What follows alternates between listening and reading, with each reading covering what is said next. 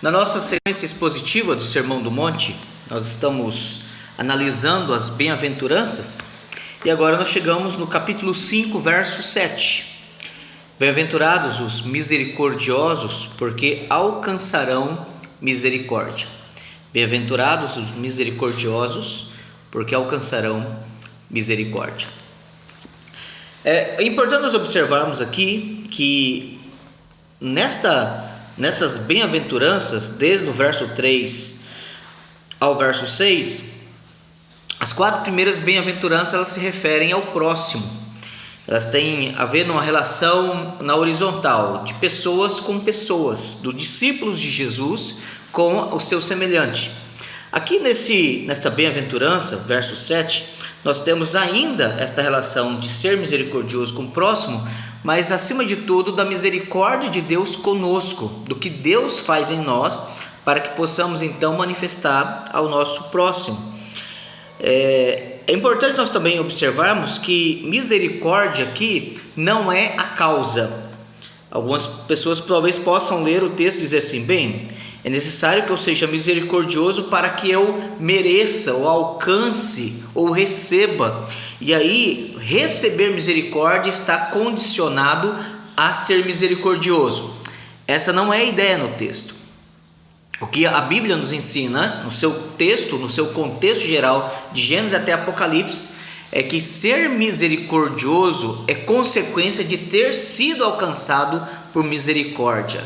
E obviamente Deus ele estará nos tratando e nos disciplinando, nós que já recebemos misericórdia. Se faltarmos a misericórdia com aquele que carece, aquele que precisa da nossa ajuda, do nosso estender, né, de benefícios e ajuda, né, Deus também ele nos tratará disciplinarmente caso nós venhamos a faltar o cuidado misericordioso. Então nós devemos lembrar aqui, primeiro, ser misericordioso não é causa, mas é evidência de que nós recebemos misericórdia. Em outras palavras, podemos dizer que Jesus aqui no verso 7, ele não está dizendo que a misericórdia é prescrita para que sejamos alcançados pela misericórdia, mas ele está descrevendo que pessoas que são misericordiosas, elas foram alcançadas com misericórdia e consequentemente elas também agem com misericórdia. Então a relação sim de causa e efeito, mas a causa primeiramente é Deus, que é misericordioso conosco, que nos dá a sua misericórdia, que nos faz misericordiosos e que nos faz agir com misericórdia em relação àqueles que diante de nós precisam da ajuda ou do cuidado. Mas nós devemos ainda lembrar, por exemplo, lá em Mateus capítulo 18, nós temos uma parábola de Jesus, do credor, né? Mateus capítulo 18, a partir do verso 21, a parábola do credor incompassivo, né? E do verso 22 até o verso 35, nós temos então a narrativa de um homem que ele, diante do seu rei, tinha uma dívida, e ele devia 10.000 denários, e ele não tinha com que pagar. Então o rei ordenou que fosse vendido ele, a mulher, os filhos e tudo quanto possuía, para que a dívida fosse paga. E ele clamou, no verso 26 diz: então o servo, prostrando-se, reverente, rogou: Sê paciente comigo e tudo te pagarei. Embora pela quantia em dinheiro seria impossível que aquele homem durante toda a sua vida viesse quitar a dívida dele com o rei. Mas o rei foi compassivo, o rei foi benevolente, misericordioso, perdoando a dívida daquele homem, né? E ele saiu da presença do rei então perdoado. Mas observe bem, o verso 28 diz aqui: saindo porém aquele servo encontrou um dos seus conservos, que lhe devia 100 denários. Observe bem que este homem devia ao rei 10.000 talentos, uma fortuna muito maior do que ele seria capaz de ajuntar ou até mesmo pagar para o seu rei durante toda a sua vida e com todos os seus bens. Mas ele, ao sair da presença do rei, ele encontra alguém que lhe devia apenas 100 denários, ou seja, 100 dias de trabalho. E Quando ele encontra este homem, ele agarrando-o, sufocava, dizendo: paga-me o que me deves. Então o seu conservo, caindo-lhe aos pés, lhe implorava: sê paciente comigo e te pagarei. Ele, entretanto, não quis. Antes, indo-se, o lançou na prisão até que lhe saudasse a dívida. Quando o rei ficou sabendo, então, que este servo havia agido de forma dura, intolerante e sem misericórdia em relação ao seu próximo, que lhe devia um valor ínfimo comparado à fortuna que ele devia ao rei, o rei então decide chamá-lo à sua presença. Verso 32. Então o seu senhor, chamando-lhe, disse: servo malvado, perdoei-te aquela dívida toda porque me suplicaste. Não devias tu igualmente compadecer-te do teu conservo, como também eu me compadeci de ti? Indignado, seu senhor o entregou aos verdugos até que lhe pagasse toda a dívida. Assim também meu Pai Celeste vos fará, se do íntimo não perdoardes cada um do seu irmão. Então, atentemos bem que o Senhor Jesus não está dizendo que ele mereceu ser perdoado porque ele era alguém que perdoava. Pelo contrário, ele foi perdoado e, ao ser perdoado, ele deveria ser um perdoador. O rei agiu com misericórdia em relação a ele e, por causa disso, ele deveria ser misericordioso. Então é nesse sentido que Jesus aqui em Mateus capítulo 5, verso 7 diz: bem-aventurados os misericordiosos, porque alcançarão misericórdia. Misericordioso é aquele que foi alcançado pela misericórdia. A misericórdia me caracteriza, a misericórdia me define, a misericórdia influencia a minha conduta, a minha vida, as minhas ações, as minhas relações, né? Então Jesus aqui, ele descreve o que a misericórdia faz. Ele não diz que a misericórdia é a condição para que Deus seja misericordioso conosco, né? Mas o que é misericórdia? Acho que seria interessante nós definirmos o termo misericórdia.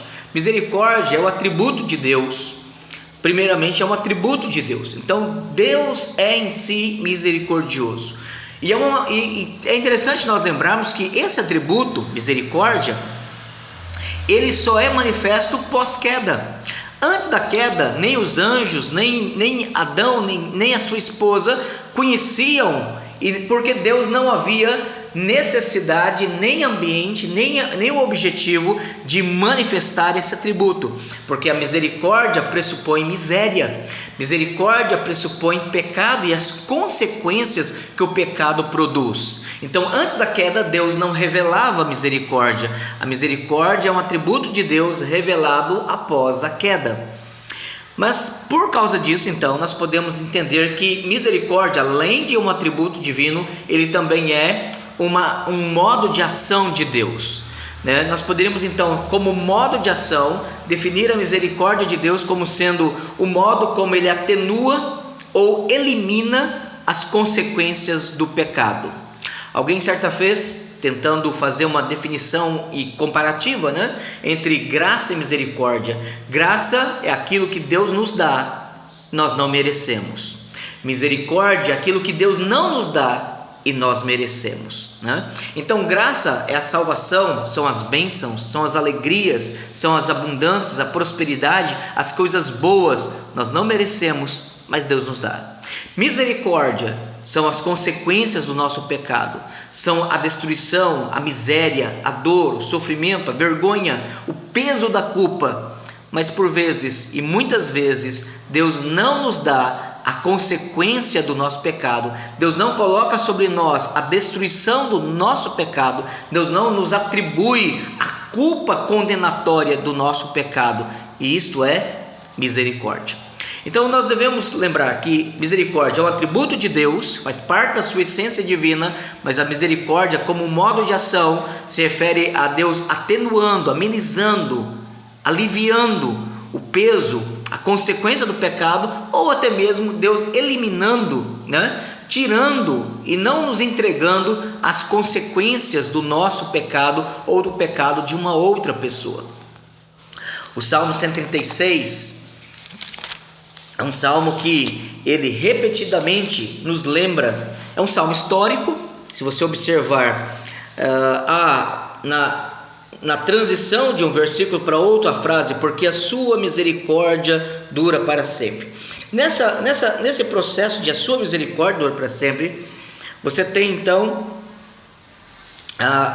a declaração histórica, narrativa, que conta os feitos de Deus na vida do seu povo, o livramento, a condução, a possessão da terra, a expansão, o enfrentamento dos inimigos e a vitória que Deus dá. E o tempo todo é a misericórdia dura para sempre.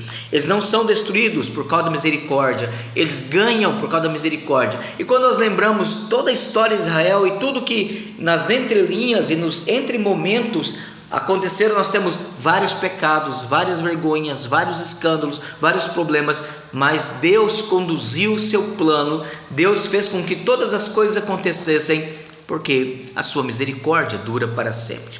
Lamentações, após o povo ter sido levado, Lamentações de Jeremias, após o povo ter sido levado escravo para o Egito, e para a Babilônia, o capítulo 3, verso 22 a 23, a palavra do Senhor, através do profeta Jeremias, diz assim: as misericórdias do Senhor são a causa de não sermos consumidos, porque a sua misericórdia não tem fim. Renovam-se a cada manhã, grande é a tua fidelidade. As misericórdias do Senhor são a causa de não sermos consumidos. Ou seja, o fato de Deus atenuar, aliviar, o fato de Deus por vezes eliminar ou tirar as consequências danosas, destrutivas, vergonhosas, insuportáveis do nosso pecado, é a causa de nós não sermos destruídos. Então, são as misericórdias do Senhor, E nós devemos, talvez lembrar ainda que Miqueias, profeta Miqueias, capítulo 6, verso 8, Deus ele exige, Miqueias 6, verso 8, ele exige, declarando assim: ele te declarou, ó homem, Miqueias 6, verso 8, ele te declarou, ó homem, o que é bom, e o que é o que o Senhor pede de ti. Então Deus pede algumas coisas do homem, Deus exige algumas coisas de nós, Primeiro, que pratiques a justiça, ames a misericórdia e andes humildemente com o teu Deus. Deus pede de nós: pratiques a justiça, ames a misericórdia e andes humildemente com o teu Deus. Encerrando, nós devemos então lembrar que misericórdia não é a causa de Deus ser misericordioso conosco. Misericórdia é o fato de Deus produzir em nós, por causa da sua bondade, por causa do seu beneplácito, seu bom propósito conosco, e Ele nos dá misericórdia, Ele nos dá da sua misericórdia, e a misericórdia dele nos define. Não é o nosso pecado que nos define, não é as nossas tolices que nos definem, não é a nossa inconsequência que nos define. O que nos define é a misericórdia de Deus. Nós somos conhecidos não por sermos podres, não por sermos pecadores, não por sermos causa e motivo de vergonha, não por sermos a desgraça da vida dos outros, não por sermos destruidores e irresponsáveis, mas a misericórdia nos define como misericordiosos, para que possamos também suportar, amar as pessoas que estão ao nosso redor e que fraquejam e que sofrem as suas deficiências, os seus pecados, os seus erros. E Deus nos ordena e Ele exige de nós que sejamos misericordiosos com o nosso próximo. Talvez a grande diferença entre ser misericordioso e bom, e alguém certa vez disse que ser misericordioso é melhor do que ser bom, e é verdade. Bom é quando você está doente e o seu amigo ele lembra de você e liga para você e talvez até faz uma visita para você para ver como você está. Misericordioso é aquele que cuida de você, que lhe dá remédio, que acompanha você e que ajuda você durante a sua enfermidade. Deus nos manda ser misericordioso. Bem-aventurados os misericordiosos, porque eles alcançarão misericórdia. Que Deus nos abençoe e que nos capacite a agir com misericórdia. Amém.